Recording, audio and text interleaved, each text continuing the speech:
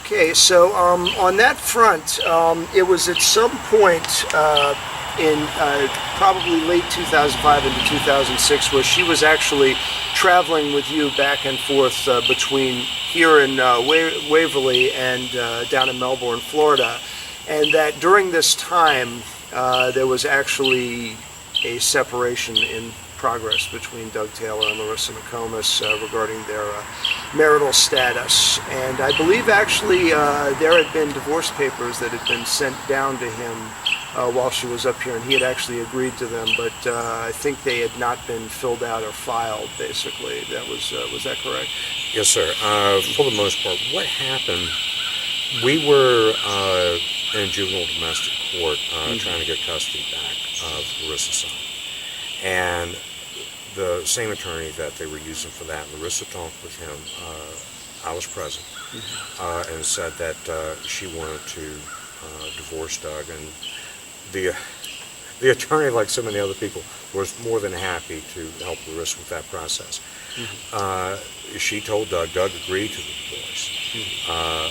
Larissa and I went to child services as well. I'll get into that in a moment and inform them of our intentions. Child services did not have a problem with Larissa. At that point, every time they gave Larissa a drug test, she always passed it. She had overcome her addiction to the point where she wasn't using any illegal drugs at that point. Child services told me themselves, with Larissa present, that if Larissa were to divorce Doug, move with me to Virginia, and again, if we bought a home, not rent a home or anything, get Larissa's child an educational plan, that they would send social services here in Virginia to inspect the home, and if passed, then Larissa would get her child back. That's all Larissa needed to hear. She was, at this point, she had lost both her mother and her father. She had lost her career. She had lost everything, and including, I hate to say thanks to Doug and the others, her own self-respect. The only thing she was living for was her son. And that was the only thing that was important to her. So whatever it would take, she was ready to go that mile to do it. Yes, and basically we had spoken about this earlier. This was more her coming to this determination than anything else. I mean, she kind of came to, she did a lot, she was heavily involved in the planning to get all of this together, and there's been a lot of media, particularly based on the websites that I just mentioned, that had stated that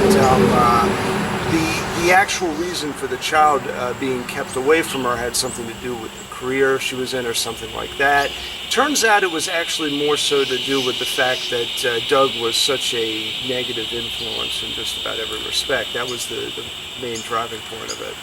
That is exactly right. Now, and this is where the confusion lays in that, because we touched on that. Doug would bring all these hip-hop artists over to his house in the middle of the night, early hours of the morning, making all kinds of racket.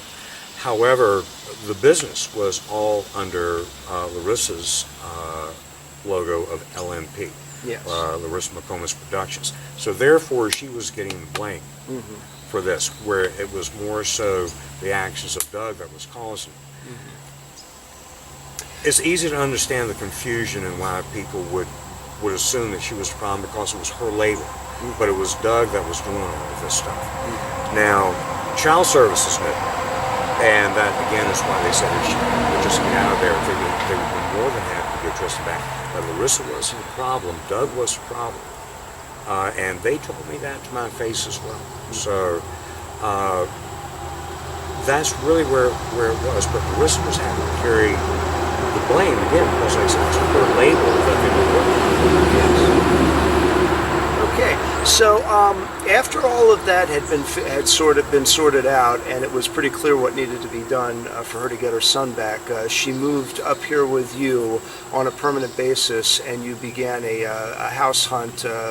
We're talking the latter part of 2006, And I think we're actually going to be going by that house a little bit later. Is there anything that you want to elaborate about the house itself and the time that you had spent together in that house as well? Yes, sir. But Jonathan, I'd like to go back a little bit Okay, yeah. on that as well, because again, you're absolutely correct, and what I'm saying is that this was all Lorissa. She she was such a strong-willed person that when she put her mind to something, she wasn't going to stop until she succeeded. She wanted to get her son back. She knew what she had to do in order to do that is literally get the old Lorissa back, the Lorissa that we all knew from the print, from her film, getting her away from that element in Florida, and she remembered really who she was.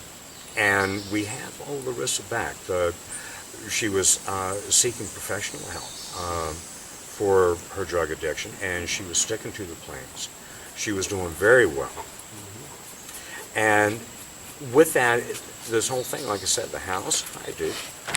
Yeah, this is our buddy Duke here. He's coming out to get his little 15 seconds of fame here. So we'll do our best to kind of continue along with things here. We'll see. Yeah, but again, I give Lorissa full credit for everything that she was trying to accomplish. There was no one or nothing. And the bad element had been removed from her life. Yeah. Again, by her decision, not by locking her away from it. She locked the people out of her life that she knew were a bad influence. Never to have contact with them again. But all of this was her doing, and I was very, very proud of her because she knew what the goal was. The goal was to get her son back. The goal was to get her life back. The goal was to get her career back. But more importantly, more than anything, it was her son that she wanted. And these other things, were presentable. And again, directors such as Jim Leworski couldn't wait to have her come back to work. They were ecstatic, and they were talking with us on the phone. They could tell that this was, the old Lorissa back, and her fans wanted her back, and with that again, her self-respect came right back in the picture. She realized what these people had done to her over this period of time, and she was really, I can't say how proud I was of her. She was working. She was, really getting a life plan together, and it was all her. She was working on it night and day, and like I said, she was a lady with a mission, and she was just succeeding in every aspect.